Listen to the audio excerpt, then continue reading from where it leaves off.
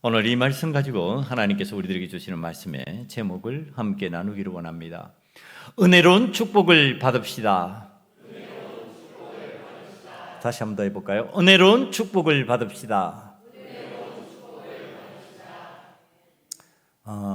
우리들이 신앙생활을 하면서 하나님 앞에 복을 받기를 원하죠. 그리고 목회자들이 여러분들을 향해서 축복하기를 원하고, 주변에 있는 여러분들의 형제, 자매들이 축복하기를 원할 겁니다. 그때 그 축복이 임할 수밖에 없는 상황으로 우리가 들어갈 수 있도록 오늘 하나님께서 그 내용을 여러분들에게 가르쳐 주실 겁니다. 어떻게 하면 억지 축복이 아니고, 그러니까 할 수 없어서 하는 축복이 아니고 진짜 은혜로 임하는 축복을 받게 되고 할 수 있게 될까? 그 내용을 오늘 하나님의 말씀을 통해서 저와 여러분이 함께 깨닫기를 원합니다. 은혜로운 축복을 받은 대표가 오늘 읽은 요셉입니다. 그래서 오늘 요셉 부분만 읽었어요. 요셉 부분을 읽었는데 이 은혜로운 대표성을 지닌 아들 요셉 중심으로 그 내용을 살펴보면요, 여기에 은혜롭지 못한 대상이 생기고 그가 축복의 대상이 참 되기 힘들다라는 구조가 저절로 나옵니다. 그리고 요셉이 왜 하나님 앞에서 은혜로운 축복을 받을 수밖에 없는 그러한 사람이 되었는가 우리들이 깨닫게 되는데, 저와 여러분이 오늘 그 내용을 살펴봅니다. 지금 요셉이 애굽의 총리가 되고 난 뒤에 형들이 찾아와서 곡식을 사가고요, 그 다음에 이제 아버지를 모셔오는 환경이 되었습니다. 그러다가 아버지가 이제 이 생을 마무리할 시점이 되었습니다. 그러니까 하나님의 사람들이요, 이 땅을 마무리할 때 자신이 언제쯤 가야 된다는 거 압니다. 그러니까 하나님의 영이 여러분들에게 갈 시점을 가르쳐줘요. 그래서 준비하게 만들어주는 겁니다. 그래서 하고 싶은 말들, 그 다음에 마지막으로 알려줘야 될 내용들, 이런 것들을 할 수 있는 기회를 하나님께서 믿음 생활 잘하는 사람들에게는 주셔요. 그 기회를 주십니다. 제가 목회를 하면서 보니까 그래요.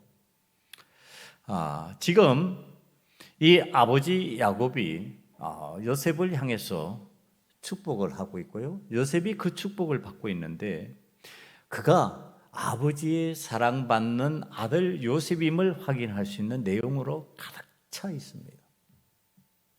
그러니까 이제 야곱이 내가 내 아버지로부터 그렇게 사모하면서 받고 싶었던 그 복보다 네가 더 큰 복을 받을 거다. 지금 그 얘기를 하면서 축복하는데, 내용을 가만히 살펴보면요, 이건 전부 다 요셉이 살아온 삶의 행적이에 더하여지는 복이에요. 그러니까 요셉과 전혀 상관없는 내용 속에서 축복이 임하는 것이 아니고요, 요셉이 살아온 삶의 방식 속에서, 살아온 삶의 현장에서 하나님께서 복을 주시고, 지금 그 삶의 현장이 요셉이 축복받는 내용으로 드러나고 있는 그 말씀입니다. 요셉의 지금 활동 무대가 어디 있냐 하면은요, 가나안 지역을 벗어나서, 그는 가나안 지역에서 아버지 밑에서 살았었죠. 근데 이제 그 옆에 광대한 나라, 강성한 나라, 그때 세계를 지배하던 한 영역을 차지하고 영향력을 미쳤던 나라 애굽에서 지금 그의 활동을 하고 있다고 하는 사실, 그 애굽이 그의 활동 무대가 되고 있다고 하는 사실, 이걸 지금 성경이 표현하는 표현 방식이 뭐냐 하면은 샘 곁에 무성함으로 담을 넘어 뻗었다 이렇게 표현하는 겁니다. 그러니까 가나안 땅에 머무르지 아니하고 내 삶의 지경이 지금 애굽으로까지 확장되어서 그 영향을 미치고 있다 이렇게 표현을 하고 있는 겁니다. 이 표현 방식은요 마치 우리 한국에서뿐만 아니라 세계 강대국 중에 하나인 중국에까지 영향력을 미치고 거기에서 너가 하나님이 함께 하시는 여러 가지 증거들을 나타내고 있다 이런 표현과 같습니다. 그러니까 지금 요셉은 지역적인 한계에 머물러 있는 사람이 아니에요. 지역적인 한계를 뛰어넘고 있는데 그것이 요셉의 탁월함 때문만이 아니라 하나님의 은혜다 이렇게 표현을 하는 겁니다. 그러니까 그 하나님의 은혜를 받기 위해서 요셉이 어떻게 했느냐? 하나님 말씀대로 하나님과 동행하는 삶을 살았다 이런 거죠. 그래서 그가 늘 하나님이 셈이 되어 주셔서 그에게 공급해 주시고 그에게 필요한 것들을 채워 주셨는데 그것이 가지를 넘어 이제 이 영향력이 크고 넓어지게 되었다 그렇게 표현을 하고 있고요. 그 다음에 요셉을 향한 표현을 보면은요, 활을 쏘듯이 지금 그 형제들이 그를 향하여 적개심을 품고서 그를 죽이려고 하는, 그러다가 노예로 팔아버린 그 일을 표현하고 있는데, 도리어 요셉의 활이 굳세고 그의 팔이 힘이 있어서 하나님의 전능하신 손을 힘입어서 이겼다 이렇게 표현을 합니다. 그러니까 요셉을 이기고 제압하고 싶었는데 요셉을 제압할 수 없었다. 요셉이 도리어 제압했다. 우리가 믿음 생활을 하면서 세상을 살아가면서 우리가 살아가다 보면은 우리가 살아가는 환경 속에서 우리를 제압하려고 하는 것들이 굉장히 많다고 하는 사실이에요. 마치 우리에게 활을 쏘듯이 우리를 겨냥하고 우리를 공경에 빠뜨리고 힘들게 만드는 상황이 오고 그러는데 그때 우리가 굴복하는 것이 아니라 우리가 도리어 자기의 활을 겨누고 팔에 힘이 있어서 그것을 제압하게 되었는데 그것이 나의 힘만으로가 아니라 하나님의 전능하신 힘이 함께 하신 것이다. 지금 그 얘기를 하고 있는 겁니다. 그러니까 지금 요셉을 상대하는 사람들은요 다 거꾸러지는 거죠. 요셉을 겨냥하지만 요셉을 이길 수는 없습니다. 왜? 하나님께서 전능하신 힘으로 그에게 은혜를 베푸셨기 때문에 그렇다. 그러니까 지금 이 요셉의 신앙 상태예요. 이 요셉의 하나님과 동행하는 모습이에요. 그것이 지금 요셉의 삶의 자리에서 그대로 드러나고 있다고 야곱이 축복을 하면서요 이어서 말합니다.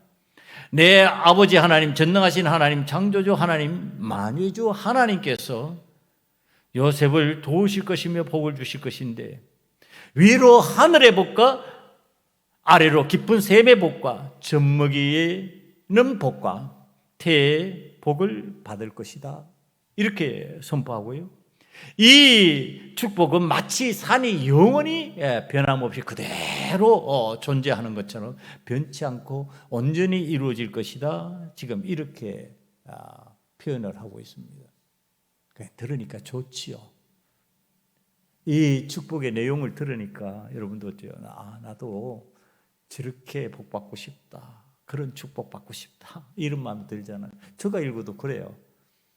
야, 이런 승리를 나를 아무리 대적하고 꾸꾸러뜨리려고 해도 하나님께서 내가 이기도록 만드신다. 하나님께서 나를 향하여 겨냥하는 사람을 내가 겨냥하여 이길 수 있도록 만들어 주신다. 그런데 그 삶의 방식이 어떤 거냐? 하나님께서 공급하시는 힘으로 되고 있다. 그러니까 내 힘으로만이 아니라 하나님께서 힘을 공급해 주신다. 이런 표현을 하는 겁니다. 지금 야곱이 아들 요셉을 향하여 축복하는 이 내용 속에는요, 요셉이 그동안 고난 가운데서 겪어왔던 삶의 내용들을 그대로 나열하고 있는 겁니다. 자신은 그런 의도가 없었어요. 자신은 형들을 해할 마음도 없었고 괴롭힐 마음도 없었어요. 자신은 이국 땅에 노예가 되어서 살 마음이 전혀 없었어요. 그곳에서 또한 죄수 노예로 살 마음은 더더군다나 없었습니다. 그러나 그 고난 가운데서도 하나님을 믿는 믿음을 변개치 아니하고 지켜나가며 여호와 하나님의 뜻 안에서 살려고 애쓰고 힘썼더니 하나님이 나와 함께 하시더라. 그래서 하나님의 전능하신 힘이 나를 도우셨고 하나님께서 공급하시는 능력으로 내가 살 수 있었다. 지금 이것은 요셉의 삶의 현실입니다. 애굽에서 실제로 일어났던 일이고 그의 가족에서 가족사에 일어났던 내용들입니다. 여러분, 지금 야곱이 축복을 하고 있는데 뜬구름 잡는 축복을 하고 있는 게 아니에요. 그 축복의 내용이 뭐라고요? 요셉의 삶의 현실을 바탕으로 축복하고 있다는 겁니다. 여러분, 우리가 하나님 앞에서 복을 받고 싶다. 축복의 대상이 되고 싶다. 목사님이 축복하는 축복을 받는 사람이 되고 싶다. 무엇을 근거로 해야 된다고요? 현실을 근거로. 현실에서 내가 그런 신앙생활 해야 된다는 뜻이에요. 현실과 동떨어져서 뜬구름 잡는 축복을 하면 안 된다는 얘기를 하는 것이고요. 그런 축복을 기대해도 안 된다는 얘기를 하는 겁니다. 여러분, 우리들이 마음으로는 전부 다 이 세상을 살아가면서 일확천금의 꿈을 꾸고 있어요. 그런 것들이 나에게 임하면 싫다 할 사람 없어요. 그런데 그게 현실성이 없는 어떤 모습으로 우리들에게 요구되고 있다 그러면은 그걸 근거로 해서 축복 못 한다는 뜻입니다. 그런 축복을 할 수 없다는 뜻이에요. 내가 전혀 거기에 애쓰고 힘쓰고 노력을 기울이지 아니하고 현실적인 삶을 살아가지 아니하면서 그것을 복된 것으로 만들어 달라? 그건 불가능한 얘기예요. 안 되는 얘기예요. 그렇게 하나님께서 만드시지 않는다는 뜻입니다. 그러니까 뭐냐? 내가 축복받고 싶다. 어떻게 해야 된다고요? 현실에서 그렇게 살아라는 거예요. 그런 신앙의 모습을 보여라. 내가 요셉과 같은 복을 받기를 원한다. 그럼 요셉 같은 삶을 각오해라는 거예요. 어떻게 해야 된다고요? 내가 노예로 팔려도 그것 때문에 두려움에 떨고 근심에 사로잡히고 세상의 종노릇 하는 데서 만족해서 보디발 장군의 집에서 집사 정도 되는 것으로 만족하고 할렐루야 아멘 그러는 신앙생활 하지 말라는 얘기를 하는 겁니다. 하나님께서 나에게 주신 꿈이 있으니까 나는 그 꿈을 이룰 거야. 그 꿈을 붙잡고 고난 가운데서도 믿음으로 돌파해 나아가는 현실적인 삶을 살아라는 겁니다. 그래야 어떤 복이 임한다고요? 요셉에게 임한 그 축복이 나에게 임한다는 거예요. 여러분, 이 현실적인 축복을 하는데 이 축복의 내용이 현실적이라고 하는 것을 증명해 주는 그것을 우리가 앞으로 쫙 돌아가면은 오늘 읽지는 않았지만은 그 내용이 전개됩니다. 이 요셉의 축복에 관해서는요, 현실성이 있고 현실적으로 그렇게 산 요셉이고 그것을 이겨내고 하나님의 은혜를 받은 사람이기 때문에 거기에 대해서는 부동의가 없어요. 누구든지 들으면 오늘 우리가 들어도 제가 들어도 여러분이 들어도 그렇지, 요셉은 복을 받을 만하네. 그런 복을 받을 삶을 살았어. 그런 축복을 받아 당연해. 이렇게 되는데, 자, 지금 이 축복받는 것을 당연시 여길 수 있는 요셉의 현실과 다른 현실을 살았던 형제의 이야기를 성경이 보게 합니다. 그 내용을 살펴보면요, 루벤의 이야기예요. 오늘 본문의 3절로 넘어갑니다. 49장 3절을 한번 보면요.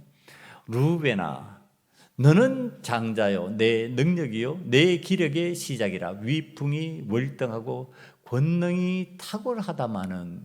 여러분, 이게 이제 이 루벤 장자를 향한 야곱의 표현입니다. 어떤 아들이라고요? 아버지 기력의 시작이에요. 장자니까. 그런데 그는 위풍이 월등하고 권능이 탁월한 사람이다, 이렇게 얘기를 하는 겁니다. 그러니까 위풍당당하고 권능이 있어서 뭔가를 이루어낼 만한 장자라는 거예요. 새로운 일을 시작할 만한 장자. 그 권위를 가지고, 그 힘을 가지고 자기의 가족들을 이끌어갈 만한 사람이었다는 얘기를 하는 겁니다. 그런데 그렇지만은, 이런 식의 표현이에요. 그렇지만은 이 르우벤이 맏아들로서 지금 이 위풍당당하고 월등한 신앙인의 품격을 지니고 살아갈 수 있는 사람이었음에도 불구하고 어떤 일이 벌어졌다고 야곱이 지적하는가 하면요, 35장 22절에서 일어나는 사건이에요. 이스라엘이 그 땅에 거주할 때 르우벤이 가서 그의 아버지의 저 빌하와 동침하며 이스라엘이 이를 들었더라. 야곱의 아들은 12이라. 어떤 일 저질렀다고요? 아버지의 첫 빌하, 다른 표현을 하면요, 이복 형제들의 어머니예요. 그 어머니하고 성적인 범죄를 한 겁니다. 어머니와 간통한 겁니다. 여러분, 이 일로 인하여서 그 탁월하고 위풍당당할 수 있는 월등한 신앙인으로 살아갈 수 있는 그 르우벤이 어떻게 되었느냐 하면은요, 그 은혜를 누리지 못하고 물에 끊음같이, 물길이 끊겨진 것 같이 끊겨져 버리고 단절됐다는 거예요. 그게 사라져 버렸다는 얘기를 하는 겁니다. 여러분, 제가 신앙생활을 하면서, 목회 생활을 하면서 성도들을 바라볼 때요, 성도들 중에서 이 월등한 탁월한 위풍당당한 신앙적인 어떤 모습들이 보이는 분들이 계세요. 그런데 그렇게 살지 못하는 신앙적인 안타까움을 느낄 때가 있습니다. 뭐 때문에 그럴까요? 르우벤 같은 상황 때문에 그래요. 르우벤이 지금 그 아버지 저 빌하와 범죄하면서 자신의 이 욕구, 육적인 욕구를 참지 못하는 거예요. 육적인 욕구를 참지 못하니까 아버지에게서 그 월등하고 탁월한 능력이 인정됨에도 불구하고 그 복을 받지 못하는 겁니다. 축복을 받지 못하는 거예요. 여러분, 우리들이 육신의 요구를 따라 육신이 요구하는 것을 참지 못하고 인내하지 못하고 혈기를 내거나 방자하게 되거나 함부로 말하고 행동하면서 이 육신의 욕구, 내가 육신적으로 하고 싶은 욕망이 있는 그 어떤 표현 방식들, 삶의 방식들, 그걸 내가 실현해버리면은요, 어떻게 된다고요? 르우벤같이 된다는 거예요.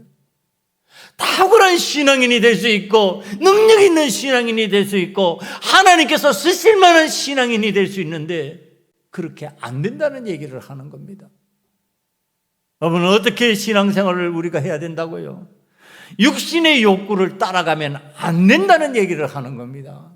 신앙생활을 하면서 하나님의 뜻을 따라가야지, 하나님께서 원하시는 방식을 따라가야지, 내 육신의 욕구를 따라가면서 하나님 앞에 복받는 사람, 축복받는 하나님의 사람이 되겠다고 안 된다는 얘기를 합니다.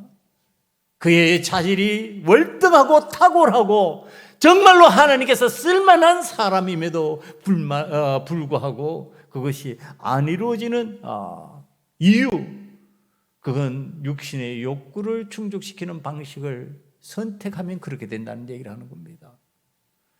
그러면 지금 루벤과 요셉이 대비돼서 지금 등장을 하는데요. 그럼 자, 루벤의 이 사건과 유사한 일이 요셉에게 일어났다는 거 우리 알고 있습니다.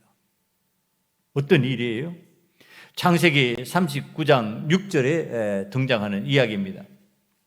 주인이 그의 소유를 다 요셉의 손에 위탁하고 자기가 먹는 음식 외에는 간섭하지 아니하였더라. 그 다음에 이제 강조하는 내용이에요. 요셉은 용모가 빼어나고 아름다웠더라. 그 후에 그의 주인의 아내가 요셉에게 눈짓하다가 동침하기를 청하니 요셉이 거절하며 자기 주인의 아내에게 이르되 내 주인의 집안의 모든 소유를 간섭하지 아니하고 다 내 손에 위탁하였으니 이 집에는 나보다 큰 이가 없으며 주인이 아무것도 내게 금하지 아니하였어도 금한 것은 당신뿐이니 당신은 그의 아내임이라. 그런즉 내가 어찌 이 큰 악을 행하며, 그러니까 주인 앞에서 그 큰 악을 안 행한다는 게 그 다음에 더 중요한 거예요. 하나님께 죄를 지으리까. 여러분 상황이 어때요? 지금 이 상황이에요. 이 상황. 지금 자기네 주인 보디발의 아내가, 여주인이 종을 유혹하고 있는 거예요. 여러분 이건 루벤보다 훨씬 유혹적인 상황입니다. 훨씬 매력적인 상황이에요. 종이 여주인과 간통하고 나면은요, 누릴 수 있는 것이 굉장히 많아져요. 우리가 세상을 바라보면 알잖아요. 그런 게. 그런 흐름을. 이 시대에는 더 그렇단 말이에요. 이 시대에는. 여주인이 엄밀하게 줄 수 있는 혜택이 많고요. 엄밀하게 누릴 수 있는 것들이 굉장히 많아져요. 그런데 요셉이 단호히 거절합니다. 나는 주인이 당신을 나에게 맡긴 적이 없습니다. 당신은 내 주인 보디발 장군의 아내입니다. 그뿐만 아니라 나는 하나님 앞에서 이게 죄라는 사실을 알고 있습니다. 나는 죄를 범할 수 없습니다. 아주 당연하다. 아주 단호합니다. 그리고 더 중요한 건요, 이 여인이 날마다 요셉에게 간청합니다. 여러분, 우리나라 속담 있죠. 10번 찍어서 안 넘어가는 나무 없다고. 안 넘어가는 나무 있습니다. 네, 요셉은 안 넘어가요. 매일 간청하는데 안 넘어갑니다. 이게 신앙적인 결의예요. 여러분, 10번 찍으면 넘어간다고요? 마귀가 유혹 10번 하면 넘어갈 거예요? 넘어가면 안 돼요. 우리는 아무리 마귀가 유혹한다 해도 넘어가는 신앙인이 되면 되지 않는다. 우리는 넘어갈 수 없다. 여러분 지금 요셉은 넘어가지 않았어요. 요셉이 안 넘어갔으니 우리도 안 넘어갈 수 있다 이 뜻입니다. 그 다음에 이게 이제 재미있는 내용이에요. 그럼 안 넘어가는 방식 어떻게 가르쳐 주냐면 말씀이 이제 그대로 설명해 주는 겁니다. 여인이 날마다 요셉에게 청하였으나 요셉이 듣지 아니하여 동침하지 아니할 뿐더, 동침 아니할 뿐만 아니라 그 다음에 더 중요한 거 함께 있지도 아니하니라. 그 여인과 함께 있는 시간을 일부러 배제해 버리는 거예요. 피하는 거예요. 어머니 우리는 달콤한 장소에 자꾸 들어가면서 넘어졌다 이렇게 표현하는 거예요. 달콤한 유혹의 장소가 나에게 다가오면 어떻게 해야 된다고요? 피해버리라고요. 함께 하지 말으라고요. 죄 짓는 말 자꾸 하면은 함께 하지 말아요. 하나님 원치 않는 말 자꾸 하면은 함께 하지 말아요. 여러분, 무슨 되도 않는 강대상에서 제가 정치적인 얘기 잘 안 표현합니다만은 자유통일당 되지도 않는 많은 목사님이 하니까 여러분들 영향력이 괜찮은 꽤 유명한 목사님들이 하니까 그게 괜찮은 걸로 생각할 수 있는데 저는 단연코 거기서는 함께해서는 안 된다 이렇게 생각을 합니다. 왜? 목회자는 목회자다우면 되는 거예요. 목회자 이외에는 다른 거 필요 없어요. 하나님 앞에서 목회를 잘해서 거기에서 성도들을 통해 가지고 정치적인 영향력이 나타나면 되는 거예요. 그 신앙 훈련 아래서 왜 목사가 정치를 하려고 설치냐 말이에요. 여러분, 거기는 함께 하면 안 돼요. 그런데 자꾸 함께 하는 거예요. 자꾸 모이니까 기독교가 이상한 집단처럼 보이는 거예요, 여러분. 그거 함께 하면 안 되죠. 왜 그런 걸 함께 하냐고. 예배 함께 하고 하나님 앞에 나와서 하나님 원하시는 복된 방식의 삶을 사는데 함께 해야지. 그런 방식에 함께 하면 안 된다. 이 육신의 욕구를 따라서 지금 유혹하는데 함께 안 했다고 그랬어요. 함께 있지도 않았다고 그랬어요. 피해버리는 거예요.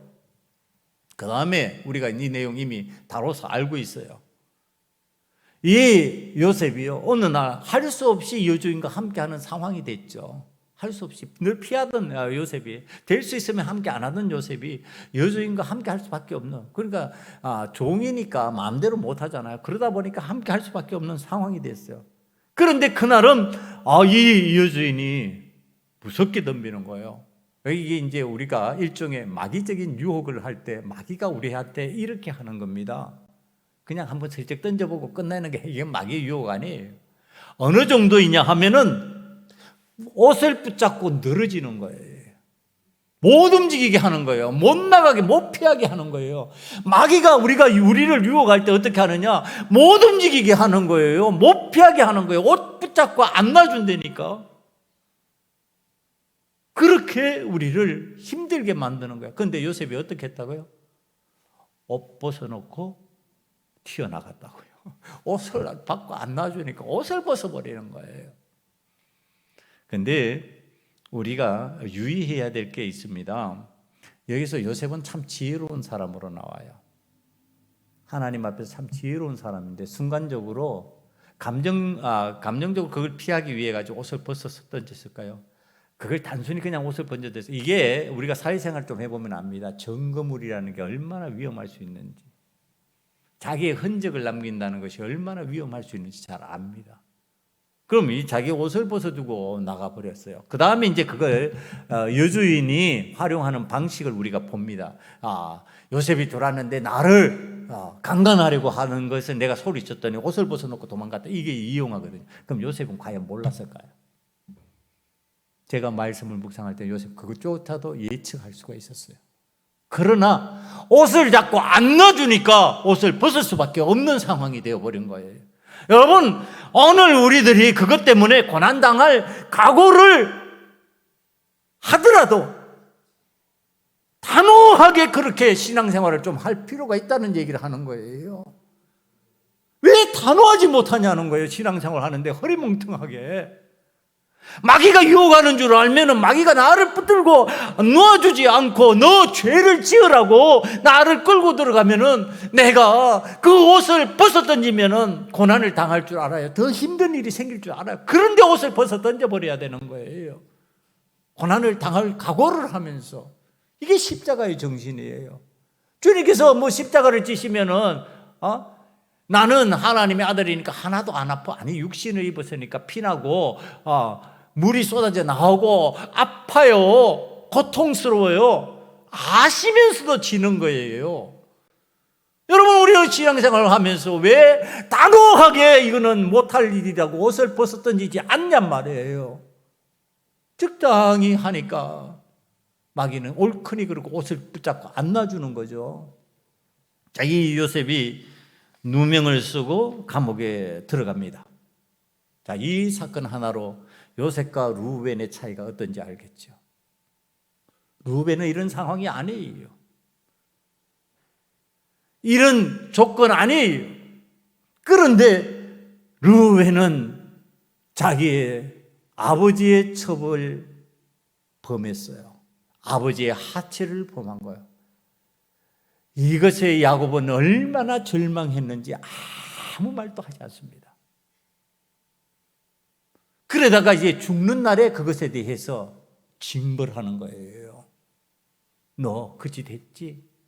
너는 그 너의 위풍당당하고 너의 그 장엄한 신앙생활을 할 수 있는 거 망가진 거야. 끝장난 거야.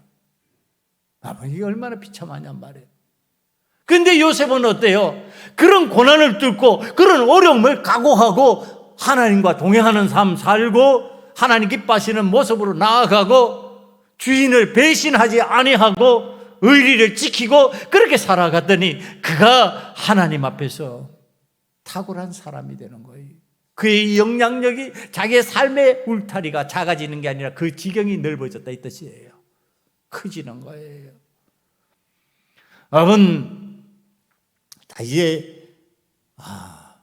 성경의 아들들 중에 다른 대부분의 아들은 한 줄 축복으로 이렇게 이어지고 하니까 그저 그런 거예요. 근데 여기 이제 축복의 내용을 보면은 특이한 사람들이 등장을 하는데 잠깐 봅니다. 그 내용을 보면요.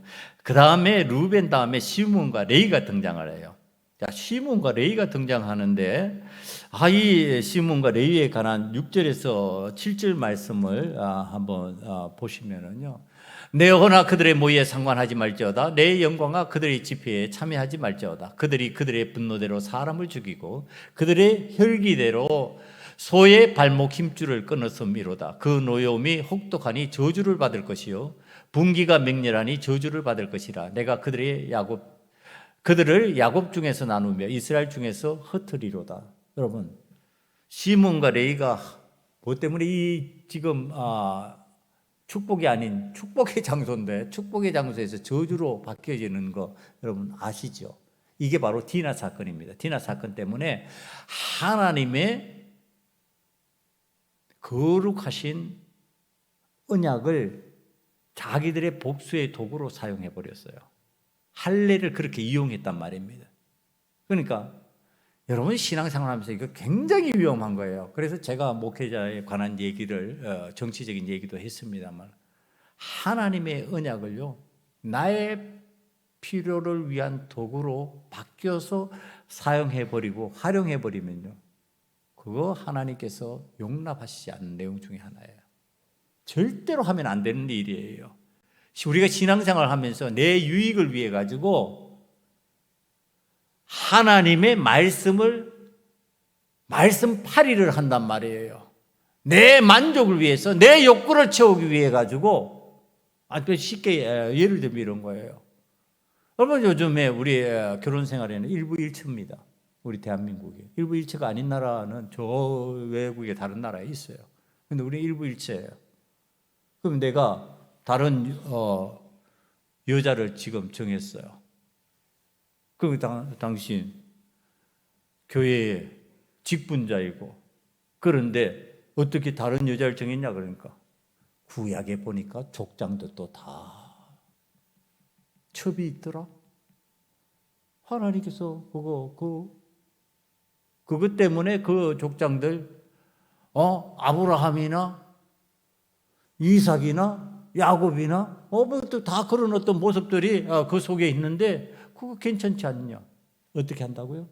말씀을 나의 욕구를 채우는 도구로 지금 전환시켜서 활용하는 거죠. 아주 위험한 발상이죠.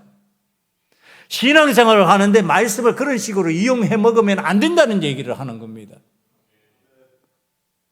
하나님께서 원하시는 뜻이 오늘 이 땅을 살아가면서 자신의 정당화를 위해서 말씀을 인용하라는 뜻이 아니라 하나님의 의를 드러내기 위해서 말씀을 인용하라는 거죠. 이 말씀이 우리를 살리기 위해서 이렇게 가르쳤습니다. 이렇게 해야 되는 거죠. 그럼 어떻게 해야 될까요? 시몬과 레위가 하나님의 언약 안에 있는 이 할례를 받으면 그렇게 믿음 생활을 해야 됩니다. 하나님을 믿어야 됩니다. 그렇게 하면은 우리는 서로 통원할 수 있습니다. 그럼 그렇게 해야 되는 거예요. 그런데 지금 속여 먹고 있는 거잖아요. 어떻게 하기 위해서? 죽이기 위해서. 여러분 하나님 앞에서 지금 이들이 칼을 쓰는데요. 이 칼이 그들의 폭력의 도구라고 성경이 그렇게 표현을 합니다. 여러분 칼이 믿음의 사람들에게는 폭력의 도구가 아니라 정의의 도구가 돼야 되는 거예요. 칼이라고 다 나쁜 게 아니죠. 칼로 요리 잘하면은 그건 훌륭한 식탁이 차려지는 거예요. 칼로 사람을 잘 수술하면은 그 사람의 생명을 살리는 역할을 하는 거예요. 칼이라고 다 죽이는 데 썼냔 말이에요. 근데 칼을 썼어요. 칼을 썼는데 어디다 썼어요? 죽이는 데 써버렸어요. 그것도 모의해서 하나님의 언약을 인용해가지고 이거 안 된다는 얘기를 하는 겁니다. 여러분, 신앙생활 하는데 이런 방식으로 하면 안 된다는 얘기를 하는 거예요. 모의해서 그 사람의 생명을 죽여버리는데 내가 갖고 있는 도구를 사용해가지고 활용해버리면 안 된다는 거예요. 어떤 뜻으로 그것을 사용해야 된다? 하나님의 정의를 실현하고 생명을 살리기 위해서 그 칼을 사용해야 된다는 거예요. 그러니까 교회 치리라고 하는 것이 죽이기 위한 치리가 아니에요. 여러분, 자꾸 착각하고 오해를 한단 말이에요.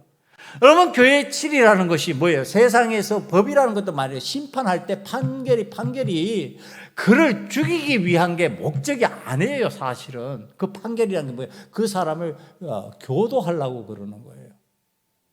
반성하게 만들고 바로 살게 만들려고 판결하는 거예요. 그래서 반성의 기미가 있으면 어떻게 해요? 감형시켜 주는 거예요.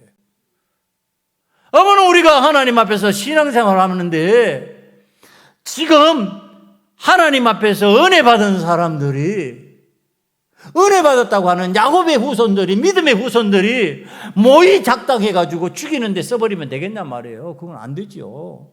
어떻게 해야 된다고요? 살리는 데 쓰는 거예요. 그러니까 교회 칠이라는 것도 이 사람이 깨달으라고 칠이하는 거예요. 그 다음에 깨달으면 어떻게 한다고요? 회복시킨다고요. 회복시켜 주는 거예요, 다시. 여러분, 그게 하나님의 교회의 방식이고 신앙의 방식이에요. 그런데 이 시몬과 레이는 하나님 앞에서 이런 범죄를 지었어요. 그런데 더 놀라운 일이, 말씀을 여러분 쭉 살피면은 이 창세기는 안 나타나지만은 그 다음에 전개가 됩니다. 자, 지금 레이가 분명히 저주를 받았죠. 이제 레이 지파가 저주를 받았어요. 그런데 놀랍게도 레위에게 칼의 저주가 임했는데요, 칼의 축복이 임합니다. 이게 어떻게 된 건가? 이게 레위 지파가 칼의 저주를 받아가지고 이게 망해야 될 지파 중에, 이게 잘 안 돼야 될 지파 중에 하나인데 잘 된 거예요. 칼의 축복이 임한 거예요. 그게 왜 그러냐 하면은, 자, 이제 이 내용이 어디에 나오냐면 출애굽기에 나와요. 출애굽기에, 자, 지금 모세가 40일 동안 하나님의 말씀을 받으러, 율법을 받으러 시내산에 올라갔어요. 올라갔는데 40일 동안 밑에 있던 사람들이 기다리다가 이제 난리가 난 겁니다. 지도자가 깜깜무소식이니까 아이고 못 살겠다 그러고서 다른 지도자 하나, 아론, 모세를 대신하는 그 아론을 찾아가 가지고 우리를 인도할 신을 만들자, 이렇게 된 겁니다. 신을 어떻게 만들어요? 그런데 지금 참 이게 교만한 소리죠. 신을 만들자, 신을 만들라, 그렇게 얘기하는 거예요. 그러니까 신을 만들라 그러니까 아론이, 그럼 다 금붙이 갖고 와라. 너희들에게 가장 귀한 것이 금붙이지, 가지고 와. 그럼 그것을 녹여가지고 만든 것이 금송아지예요. 자, 이 금송아지를 만들었는데 하나님께서 다 아시죠. 모세에게 말씀합니다. 야, 내려가 봐라. 지금 저 밑에서 난리가 났다. 문제가 커졌다. 이거 어떻게 하면 좋냐? 빨리 내려가 봐라. 그러니까 모세가 이제 내려오는 거예요.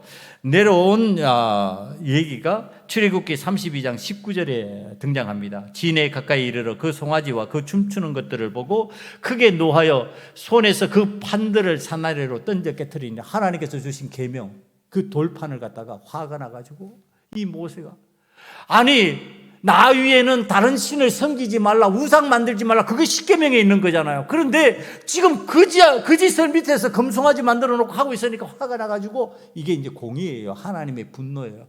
그걸 갖다가 돌판을 던져서 깨트려 버렸어요. 그리고 나서 모세가 이거 어떡하지? 하나님 앞에서 근심하며 염려하다가 취하는 행동이에요. 26절로 넘어갑니다. 26절부터 볼까요? 이에 모세가 진문에 서서 이르되 누구든지 여호와의 편에 있는 자는 내게로 나오라 하며 레위 자손이 다 모여 그에게로 가는지라. 모세가 그들에게 이르되 이스라엘의 하나님 여호와께서 이렇게 말씀하시기를, 너희는, 하나님의 말씀이라고 전달하는 거예요. 지금 레위 지파에게, 너희는 각각 허리에 칼을 차고 진 인문에서 전문까지 왕래하며 각 사람이 그 형제를, 각 사람이 자기의 친구를, 각 사람이 자기의 이웃을 죽이라 하셨느니라. 그러니까 진 인문에서 전문까지 왕래하면서, 이때는 돌아다니면 돼요, 안 돼요? 안 돼요. 자기 집안에 머물러야 되는 거예요. 함부로 내가 뭐 하겠다고 그러고 이렇게 날치며 설치는 것을 갖다 용납을 안 해주는 거죠. 지금 그 모습이에요. 레위 자손이 모세의 말대로 행하며 이날에 백성 중에 3,000명 가량이 죽임을 당하니라. 모세가 이르되 각 사람이 자기의 아들과 자기의 형제를 쳤으니 오늘 여호와께 헌신하게 되었느니라. 그가 오늘 너희에게 복을 내리시리라. 이렇게 화가 변화해서 복이 됐다고 그랬어요. 그 다음에 여호수아 18장 7절로 넘어갑니다. 여호수아 18장 7절로 넘어가면 이런 이제 내용이 나옵니다. 레위 사람은 너희 중에 분깃이 없나니 여호와의 제사장 직분이 그들의 기업이 됨이며. 갑자기 제사장 직분이 되었어요. 여러분, 칼의 저주를 받았던 사람이 칼의 축복으로 바뀌었어요. 뭘 했더니 하나님의 뜻대로 칼을 다시 사용했더니예요. 그 칼을 사용하는데 그 칼을 사용하는 게 무섭습니다. 자, 지금 하나님 앞에서 지금 우리가 칼의 저주를 받는 신앙생활에 하는 모습, 자세가 있었다 그러면 이거 축복으로 바꾸는 방법을 지금 가르쳐 주는 거예요. 어떻게 하라고요? 하나님의 말씀을 따라. 어떻게 하라고? 자, 이게 잘 들으세요. 자기의 아들과 자기의 형제를 쳤으니 그 형제를, 각 사람이 자기의 친구를, 각 사람이 자기의 이웃을 죽이라. 그러니까 길거리를 가다가 마주치면은 형제라도 어떻게 해야 된다? 죽여야 된다. 하나님 말씀에 순종 안 하면. 이게 지금 다니지 말라고 경고를 한 상황이에요.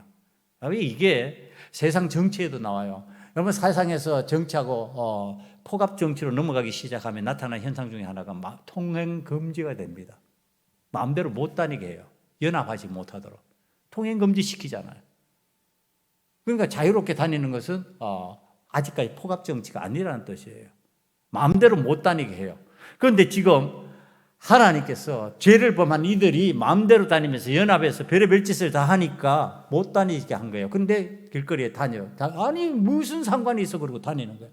그러니까 그러면 어떻게 해라? 자기의 아들과 자기의 형제, 친구, 이웃 다 죽여버려라. 여러분, 무서운 일이에요. 하나님의 말씀이요. 하나님의 뜻대로 실행하지 않으면, 이게 이제 여러분 율법적인 구약적인 내용이라고만 얘기할 게 아니라 이게 신앙 정신이라는 얘기를 하는 거예요. 저주를 축복으로 바꾸는 신앙 정신을 얘기하는 겁니다. 내 형제라 할지라도, 내 이웃이라 할지라도, 내 친구라 할지라도 하나님의 말씀에 어긋났을 때 동조하고 동의하고 고개 끄덕이면서 함께 하지 말라는 얘기를 하는 겁니다. 죽은 자고 뭐 그렇다고 해가지고 요즘에 여러분 칼 들고 다니면서 죽일 거예요. 그거 아니잖아요. 주께서 내 오른눈이 범죄하면 빼버리고 천국에 가는 것이 낫다 그러면 눈 뺄 거냐고요. 그럼 눈 남아 돌 사람이 어디 있어요? 그거 아니잖아요. 그건 뭐예요? 그 마음, 그 정신을 의미하는 거예요. 여러분, 제가 목회하면서 무남동료 외딸 하나를 키웠어요. 그 신앙생활을 가르치고 양육할 때 좀 독하게 가르친 점이 없지 않아 있습니다. 그러니까 뭐 시집 가서는 저희 남편하고 신앙생활 해야 돼. 어느 정도 구조가 되니까 그렇게까지는 간섭 못하지만 지금도 여전히 창변을 하고 있습니다. 처녀 때는요 여지 없었어요. 외고 교사를 하면서도 수요 시간에 시간 조절 다 하고, 그때 여러분도 아실 거예요. 와가지고 반주하고 봉사한 거예요. 그러니까 그거 조절하려고 그러면 딴 시간에 힘들어지는 거예요. 어려워지는 거야. 그래도 다 조절해가지고 와서 피아노 봉사하고 헌신했어요. 그러면 그게 이제 제가 좀 독하게 하는 말인데, 그때 제 마음이 어떤 마음인지 아세요? 제 마음이. 몸이 약하다는 거 알잖아. 그래서 얘는 검사를 하고 싶었어요.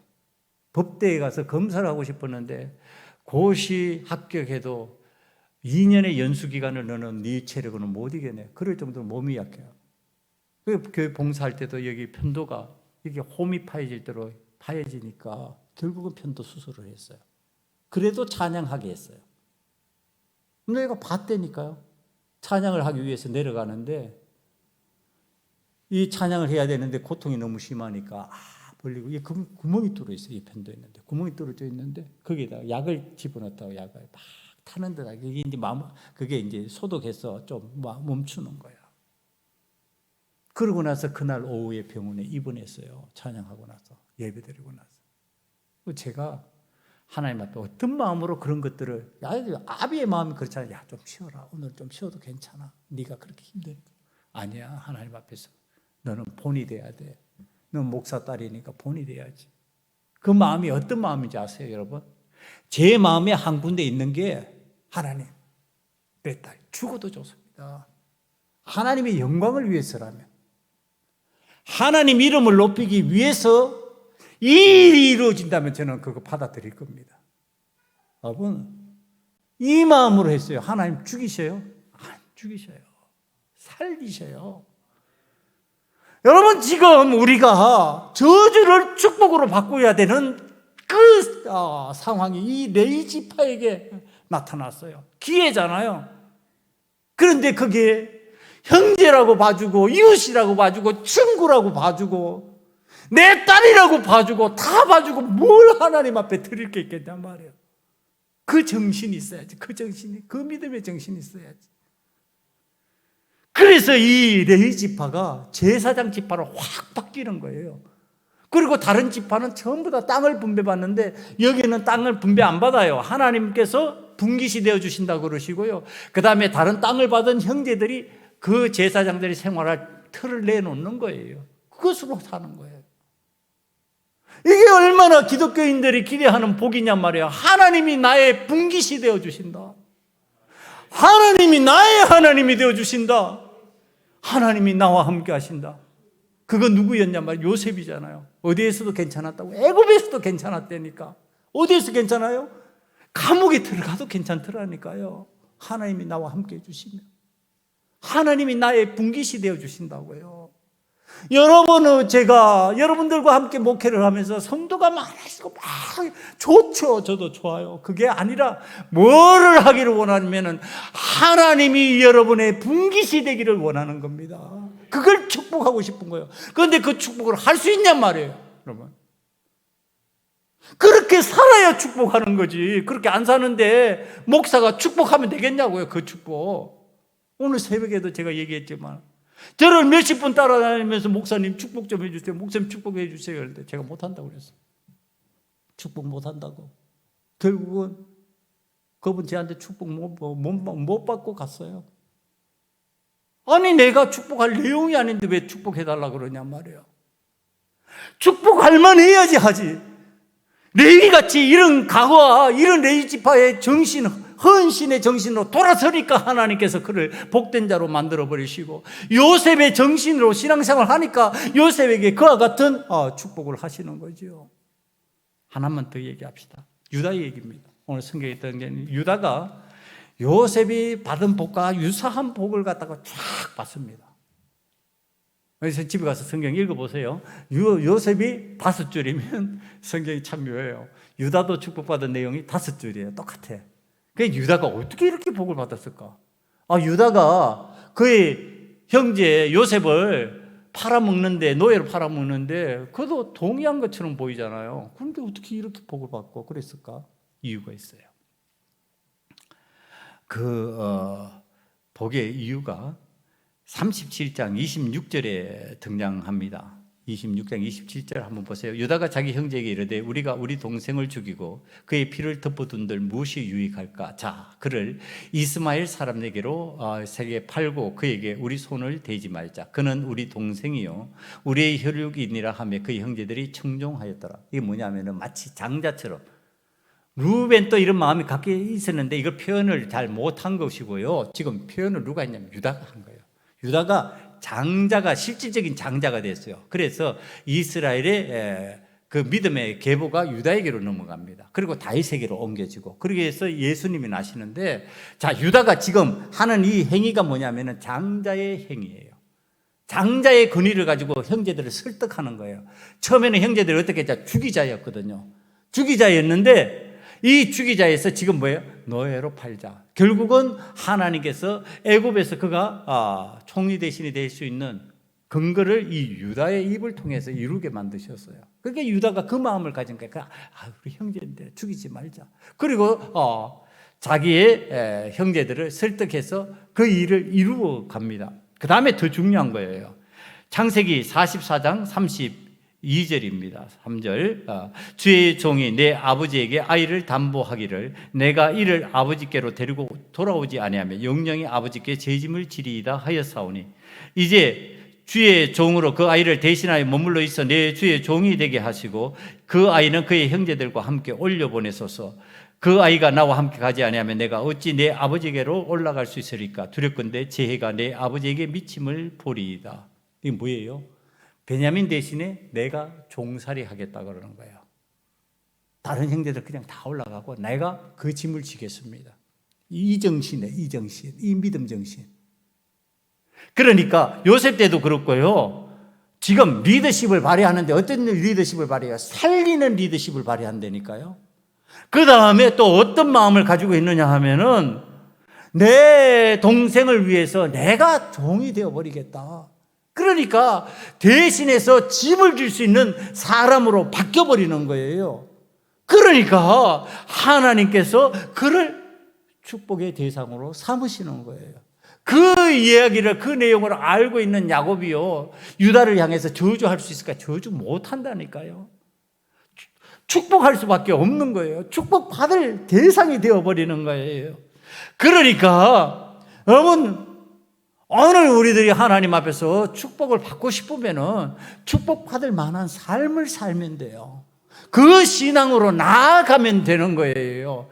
유다와 같이 되든지 레위와 같이 되든지 요셉과 같이 되든지 그렇게 하면 되는 거예요.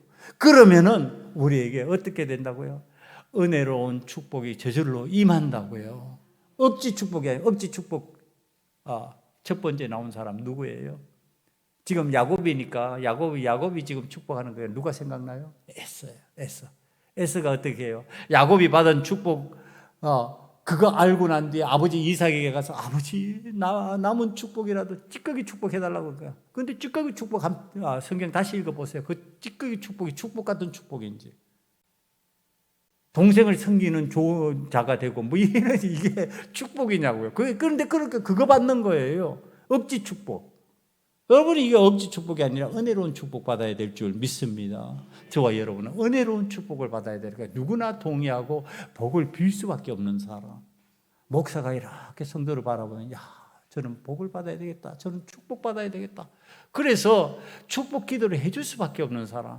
아무리 다른 여 다녀도 나 축복 기도 못해 그러고서 발걸음 돌리는 자가 아니라 저절로 가서 이 손을 얹고 축복해주고 싶은 사람. 은혜로운 축복을 받을 수 있는 그 사람이 되기를 저와 여러분이 하나님 앞에 간절히 축원합니다. 기도하시겠습니다. 이 시간에 우리 모두 하나님 앞에 은혜로운 축복을 받을 수 있는 믿음의 사람 되게 해달라고, 그런 신앙이 되게 해달라고 하나님 앞에 통성으로 기도드리겠습니다. 아버지 하나님 아버지 앞에서 우린 은혜로운 축복을 받기를 원합니다. 은혜로운 신앙인으로 살아가게 만들어 주시옵소서. 아버지 하나님 앞에서 아버지 앞에 결단하는 자가 되게 하시고 사람을 살리는 자가 되게 하시고 아버지의 공의의 칼을 들 수 있는 자가 되게 하시며 하나님의 뜻을 이루는 자가 되게 만들어 주셔서 아버지 하나님 앞에서 은혜로운 축복받고 마음껏 시원하게 신앙생활을 해나갈 수 있는 하나님의 자녀들 다 되게 도와주시옵소서. 예수님 이름으로 기도드리옵나이다. 아버지 하나님, 우리 소금언약교회 하나님의 자녀들 모두가 은혜로운 축복을 받기를 원합니다. 은혜로운 축복에 신앙생활을 할 수 있는 현실적인 신앙인이 되기를 원하오니 아버지 하나님, 꿈꾸는 신앙인으로 끝나지 않게 만들어주시고 현실에서 믿음생활 잘 할 수 있는 하나님의 자녀들 다 되게 만들어 주시옵소서. 예수님 이름으로 간절히 기도드리옵나이다. 아멘.